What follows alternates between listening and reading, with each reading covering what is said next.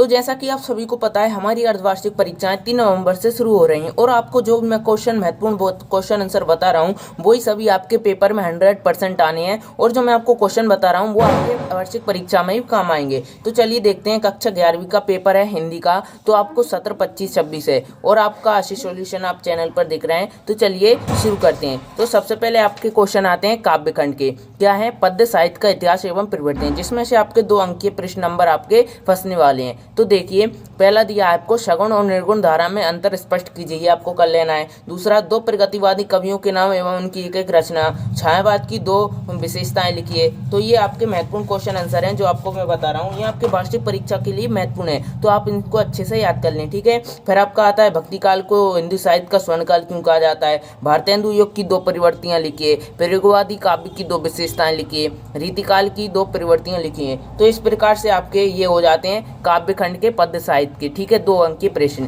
फिर आपका आता है काव्यखंड आरोह, मतलब आरोह भाग के, ठीक है। इसमें से भी आपके 2 अंकीय प्रश्न आएंगे। तो देखिए, आपको इनमें से ये चीजें पूरी करनी है। तो आपको ये कर लिए आपने, तो फिर आपके 2 अंकीय प्रश्न तो आप कर ही लेंगे। तो देखिए, पहला है कवि ने अपने को दीवाना क्यों कहा है। दूसरा है मीरा कृष्ण की उपासना किस रूप में करती है, वह रूप कैसा है। कवि ने ऐसा क्यों कहा है कि संसार बोरा गया है, ठीक है। ये सभी प्रश्न आपको अच्छे से याद कर लेने। फिर आपका आता है कबीर की दृष्टि में ईश्वर एक है, इसके समर्थन में उन्होंने क्या तर्क दिए हैं। फिर आपका आता है मायके आई बहन के लिए कवि ने घर को परिताप का घर क्यों कहा है, ये भी आपको कर लेना है। पिता के व्यक्तित्व की किन विशेषताओं को करा गया, ये भी आपको कर लेना है। मानव शरीर का निर्माण किन तत्वों से हुआ, ये तो आपका मोस्ट IMP है, ठीक है, ये तो आपको कर ही लेना है, ठीक है। फिर आता है आपका उम्र भर के लिए पलायन क्यों करना चाहना है। चंपा को किस बात पर अचरज होता है, कवि ने चंपा की किन विशेषताओं का उल्लेख किया है। इस प्रकार से आपके ये काव्यखंड भी हो जाता है और काव्यखंड के ये क्वेश्चन भी हैं।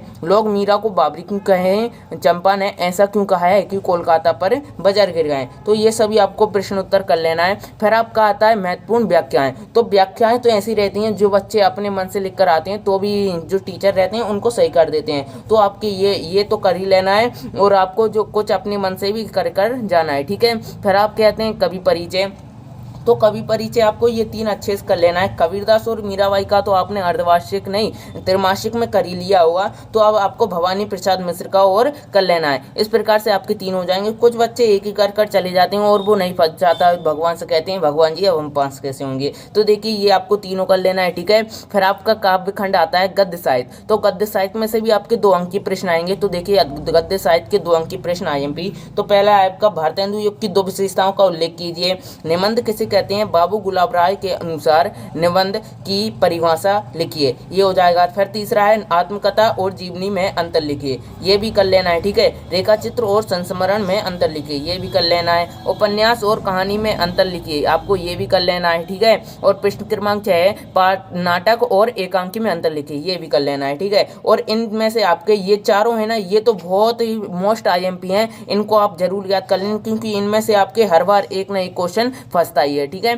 फिर आपका आता है क्या, आपका आता है गद्यखंड। तो गद्यखंड के आरोह में से 2 अंकीय प्रश्न आएंगे। नमक का दरोगा, ये आपको कर लेना है। नमक का दरोगा कहानी का कौन से पात्र आपको सबसे अधिक प्रभावित करता है और क्यों, ये आपको कर लेना है, ठीक है। फिर आपका आता है मियां नसरुद्दीन के व्यक्तित्व की 2 विशेषताएं लिखिए, ये आपको कर लेना है। पंडित अलोपीदीन की गाड़ियां कहाँ और किसने रोकी थी, ये भी कर लेना है। मियां नसरुद्दीन को नानवाइयों का मसीहा क्यों कहा गया है, नानवाई किसे कहते हैं, ठीक है। पंथेर पंचाली फिल्म की शूटिंग का काम 2.5 साल तक क्यों चला, ठीक है। बालमुकुंद गुप्त ने देश को अभागे भारत क्यों कहा है। लॉर्ड कर्जन के व्यक्तित्व की 2 विशेषताओं का वर्णन कीजिए। नौकरी के ओहदे की ओर ध्यान मत देना, यह तो पीर की मजार है, यह कथन किसने कहा, ठीक है।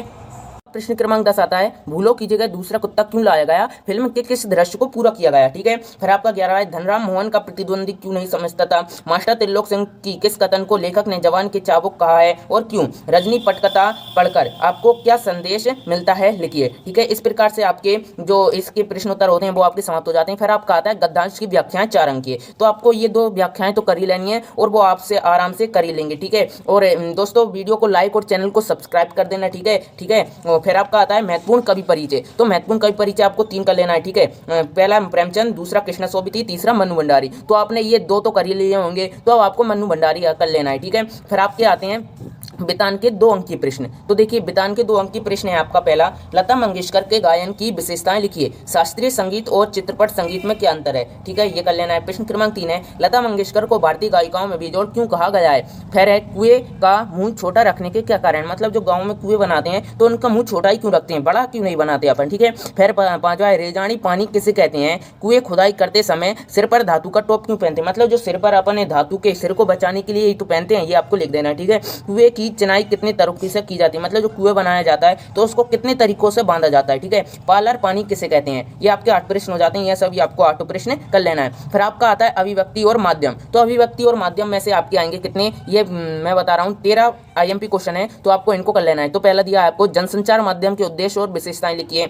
दूसरा, जनसंचार माध्यम के क्या खतरे हैं, ये कर लेना है। पत्रकारिता क्या है? समाचार के तत्वों के नाम लिखिए। खोजपरक पत्रकारिता क्या है? संपादन के लिए किन सिद्धांतों का पालन करना आवश्यक है? लाइव से क्या है? अंतर्व्यक्तित्व संचार से क्या है? पीठ पत्रकारिता किसे कहते हैं? फिर वॉचडॉग पत्रकारिता में बारे में लिखिए। शब्दकोश एवं संदर्भ ग्रंथ में क्या अंतर है? पटकथा क्या है, समझाइए। ये सभी आपको प्रश्न कर लेने हैं। ठीक है, ये सभी कर लिए तो आप 100% परीक्षा में टॉप करेंगे। ठीक है। फिर आपकी आती है व्याकरण। तो मैं आपको व्याकरण के अगले वीडियो में पार्ट 2 में ला दूंगा। ठीक है, तो तब तक के लिए अगले वीडियो मिलते हैं। तो तब तक के लिए जय हिंद, जय भारत। वीडियो को लाइक और चैनल को सब्सक्राइब कर देना बच्चों, क्योंकि अब इस चैनल पर ऐसे ही वीडियोस आते रहेंगे। तो चलिए मिलते हैं अगले वीडियो में, तब तक के लिए बाय।